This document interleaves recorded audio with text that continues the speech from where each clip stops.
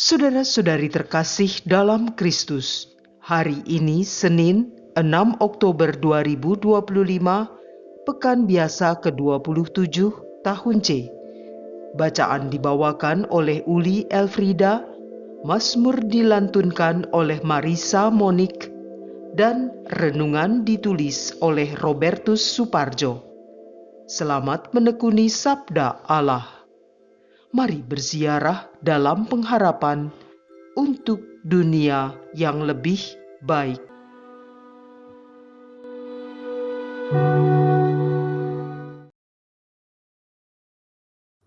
Dalam nama Bapa dan Putera dan Roh Kudus. Amin. Kami berterima kasih kepadamu ya Tuhan Allah kami. Engkau telah membangunkan kami dari tidur dan memperdengarkan kami seruan-Mu supaya kami mengangkat tangan kepadamu serta memuji Dikau karena keadilan-Mu. Terimalah pada pagi hari ini doa-doa permohonan kami, penghormatan serta sembah bakti kami. Karuniakanlah kami ya Allah, iman yang teguh, harap yang kuat, serta cinta yang ikhlas.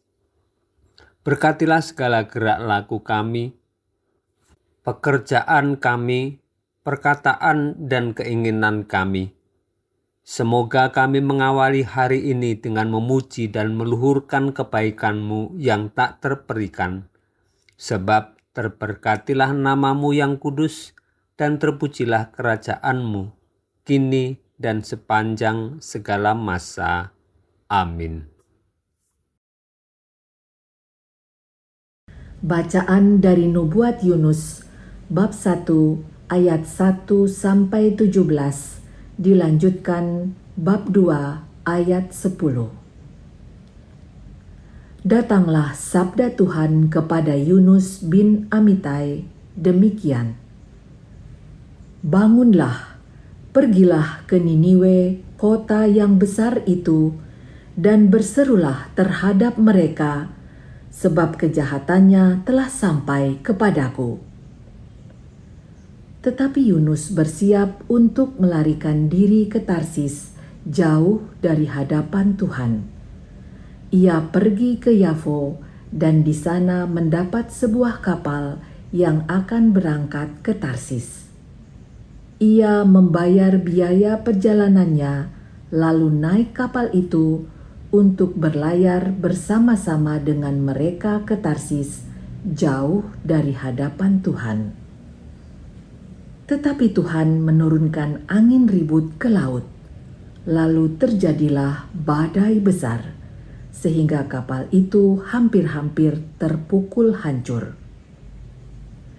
Awak kapal menjadi takut, masing-masing berteriak-teriak kepada Allahnya, dan mereka membuang segala muatan ke dalam laut untuk meringankan kapal. Tetapi Yunus telah turun ke dalam ruang kapal yang paling bawah dan berbaring di situ, lalu tertidur dengan nyenyak. Datanglah nakhoda mendapatkannya sambil berkata, "Bagaimana mungkin engkau tidur begitu nyenyak? Bangunlah, berserulah kepada Allahmu, barangkali Allahmu itu akan mengindahkan kita, sehingga kita tidak binasa."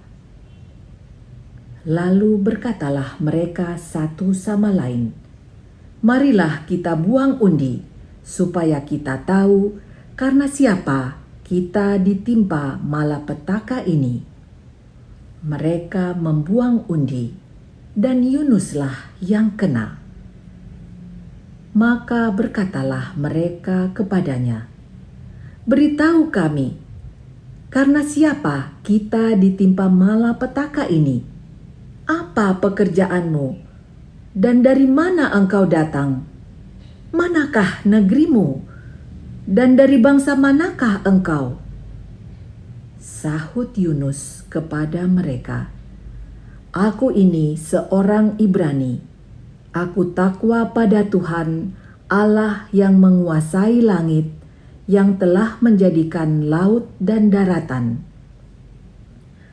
Orang-orang itu menjadi sangat takut, lalu berkata kepadanya, "Apa yang telah kau perbuat?" Sebab orang-orang itu tahu bahwa ia telah melarikan diri jauh dari hadapan Tuhan. Hal itu telah diberitahukannya kepada mereka. Bertanyalah mereka, "Akan kami apakan di kau, supaya laut menjadi reda dan tidak menyerang kami lagi? Sebab laut semakin bergelora." Sahut Yunus kepada mereka, "Angkatlah aku dan campakkanlah aku ke dalam laut. Maka laut akan menjadi reda dan tidak menyerang kalian lagi. Sebab aku tahu, karena akulah badai besar ini menyerang kalian." Lalu berdayunglah orang-orang itu dengan sekuat tenaga untuk membawa kapal itu kembali ke darat. Tetapi mereka tidak sanggup, sebab laut semakin bergelora menyerang mereka. Lalu berserulah mereka kepada Tuhan. Katanya, "Ya Tuhan, janganlah kiranya Engkau biarkan kami binasa karena nyawa orang ini. Dan janganlah Engkau tanggungkan kepada kami darah orang yang tidak bersalah, sebab Engkau Tuhan telah berbuat seperti yang Kau kehendaki." Kemudian mereka mengangkat Yunus dan mencampakkannya ke dalam laut. Maka laut berhenti mengamuk. Orang-orang itu menjadi sangat takut kepada Tuhan, lalu mempersembahkan kurban sembelihan kepada Tuhan serta mengikrarkan nazar. Maka atas penentuan Tuhan, datanglah seekor ikan besar yang menelan Yunus. Dan Yunus tinggal di dalam perut ikan itu 3 hari 3 malam lamanya. Lalu bersabdalah Tuhan kepada ikan itu, dan ikan itu pun memuntahkan Yunus ke darat. Demikianlah sabda Tuhan.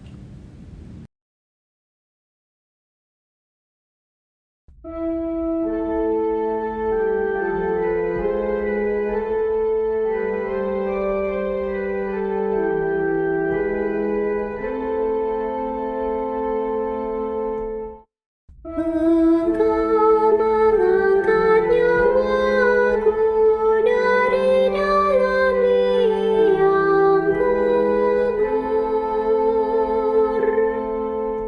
Dalam kesusahanku, aku berseru kepada Tuhan, dan Ia menjawab aku. Dari tengah-tengah alam maut aku berteriak, dan Kau dengarkan suaraku. Engkau mengangkat nyawaku dari dalam liang kubur. Engkau telah melemparkan daku ke tempat yang dalam, ke pusat lautan. Lalu aku terangkum oleh arus air. Segala gelora dan gelombang-Mu melingkupi aku. Engkau mengangkat nyawaku dari dalam liang kubur. Aku berkata, telah terusir aku dari hadapan mata-Mu.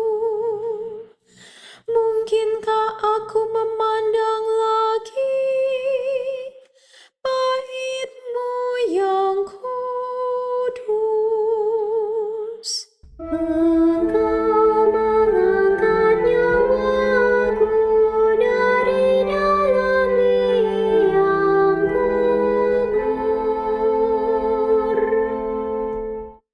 ketika jiwaku letih lesu dalam diriku,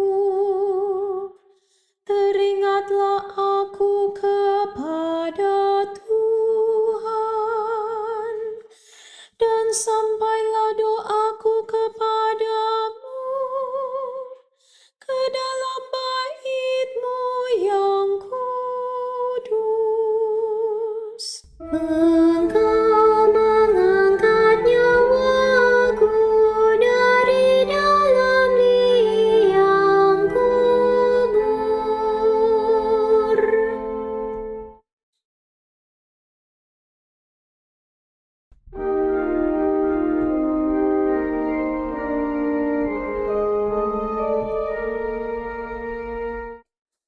Haleluya, haleluya. Perintah baru kuberikan kepadamu, sabda Tuhan, yaitu supaya kamu saling mengasihi, sama seperti aku telah mengasihi kamu. Haleluya, haleluya.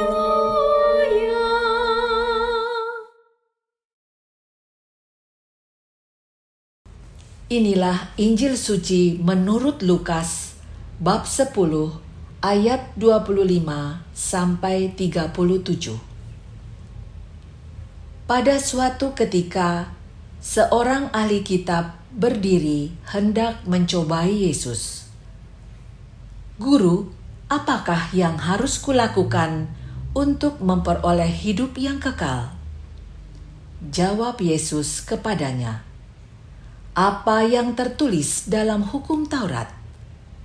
Apa yang kau baca di sana?" Jawab orang itu, "Kasihilah Tuhan Allahmu dengan segenap hati dan dengan segenap jiwamu, dan dengan segenap kekuatanmu, dan dengan segenap akal budimu. Dan kasihilah sesamamu manusia seperti dirimu sendiri." Kata Yesus kepadanya, "Benar jawabmu itu. Perbuatlah demikian, maka engkau akan hidup."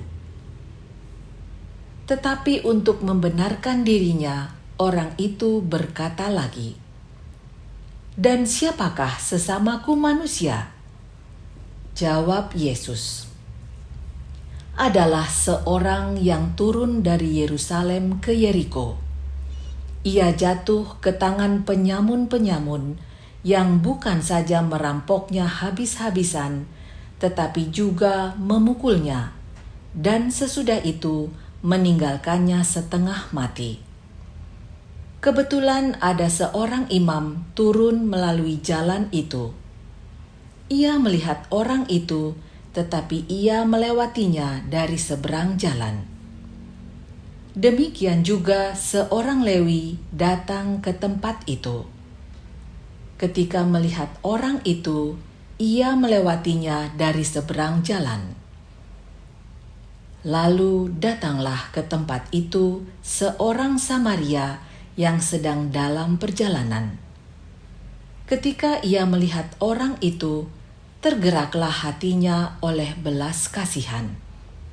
Ia pergi kepadanya, lalu membalut luka-lukanya, sesudah menyiraminya dengan minyak dan anggur. Kemudian ia menaikkan orang itu ke atas keledai tunggangannya sendiri, lalu membawanya ke tempat penginapan dan merawatnya. Keesokan harinya, ia menyerahkan 2 dinar kepada pemilik penginapan itu.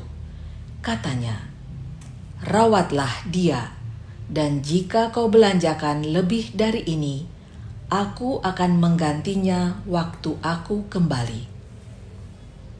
Menurut pendapatmu, siapakah di antara ketiga orang ini adalah sesama manusia dari orang yang jatuh ke tangan penyamun itu? Jawab orang itu, orang yang telah menunjukkan belas kasihan kepadanya. Yesus berkata kepadanya, "Pergilah dan perbuatlah demikian." Demikianlah sabda Tuhan.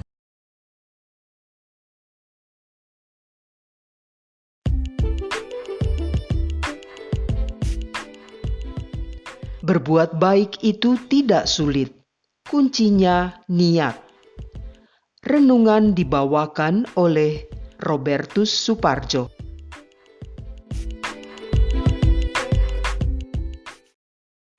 Bapak, Ibu, kaum muda, remaja, dan anak-anak yang terkasih dalam Kristus, teman seperjalanan dalam iman. Mungkin kita pernah menonton video singkat di YouTube. Dalam video itu dikisahkan, seorang pemuda sedang berjalan, tiba-tiba terguyur oleh air yang mengalir dari pipa di lantai atas. Ia melihat sebuah pot yang tanamannya hampir mati, lalu memindahkan pot itu ke tempat jatuhnya air itu. Kemudian ia menolong seorang ibu tua yang sedang mendorong gerobak karena kesulitan untuk melewati trotoar. Kisah berikutnya, saat makan di warung kecil, ada seekor anjing kelaparan mendekat padanya. Ia memberikan paha ayam miliknya kepada anjing itu.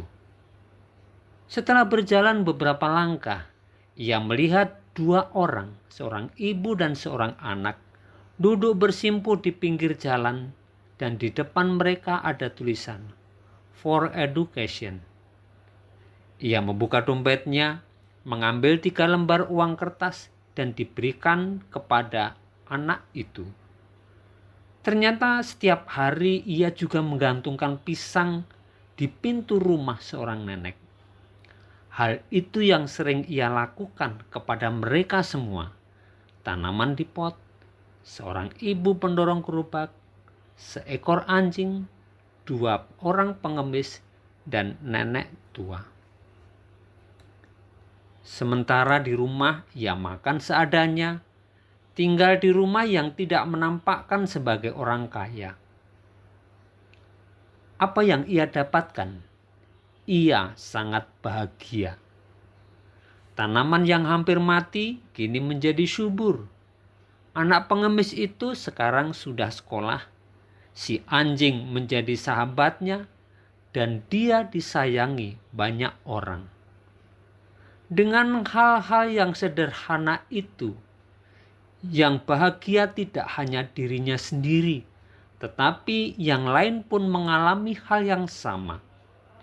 Ia memberikan kehidupan, memberikan harapan, membuat orang lain dihargai, disayangi, dan semua mengalami sukacita. Dalam bacaan Injil hari ini kita membaca, seorang ahli Taurat bertanya kepada Yesus, katanya, "Guru, apa yang harus kuperbuat untuk memperoleh hidup yang kekal?" Pertanyaan ini lahir bukan karena ingin mengetahui lebih dalam cara memperoleh kehidupan yang kekal, melainkan untuk mencobai Yesus.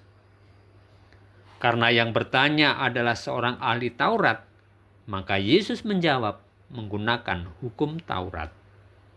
Yesus mengatakan bahwa syarat untuk memperoleh hidup yang kekal adalah mencintai Tuhan dan sesama seperti cinta terhadap diri sendiri.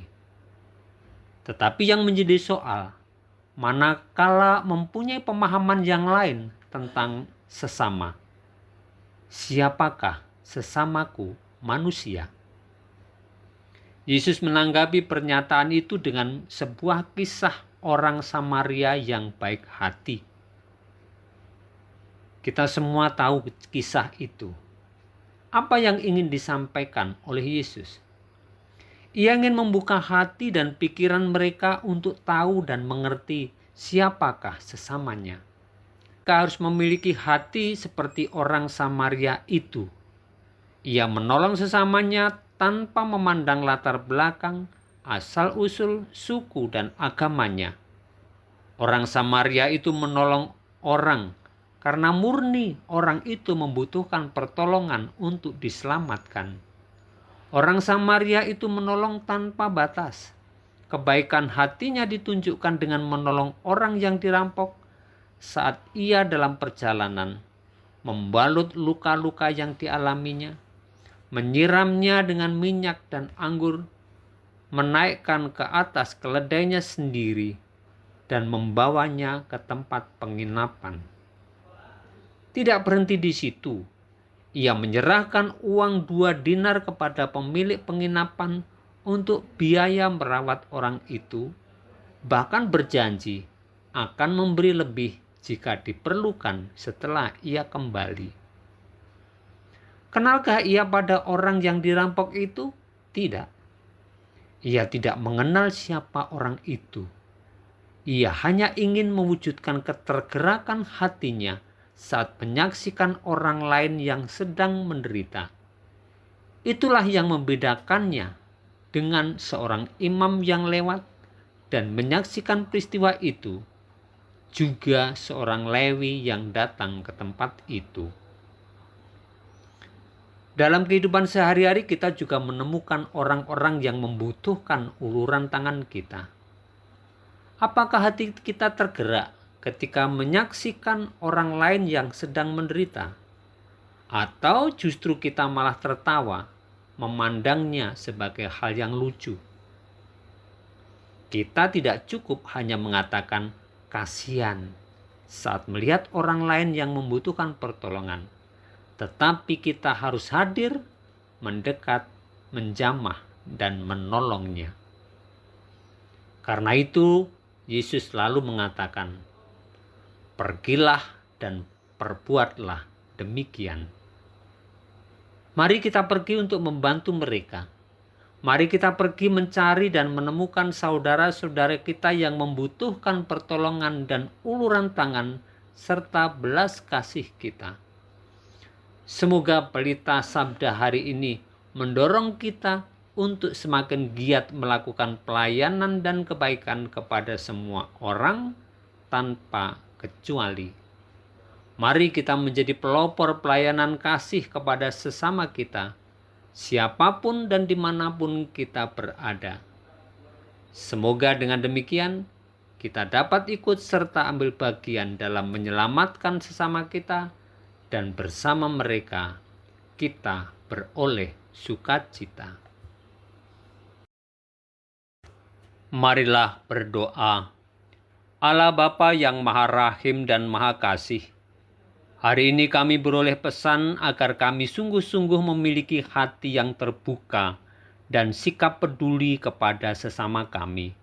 Engkau menciptakan alam semesta menjadi bagian dari hidup kami.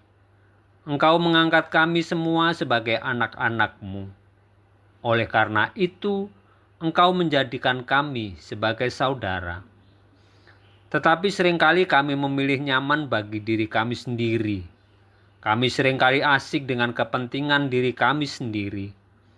Seringkali kami memilih teman dalam bergaul. Kami mau membantu orang karena mereka menguntungkan. Kami mohon ampun-Mu Tuhan, dan ingatkan kami untuk menerima siapa saja menjadi sahabat kami. Jauhkan kami dari sikap tidak peduli dan kurang peka terhadap penderitaan orang lain. Bukalah mata dan hati kami, agar kami mampu melihat kehadiran-Mu di dalam diri saudara-saudari kami yang sedang mengalami kesulitan dan membutuhkan pertolongan. Sebab Engkaulah Tuhan dan Allah kami, kini dan sepanjang segala masa. Amin. Dalam nama Bapa dan Putera dan Roh Kudus. Amin.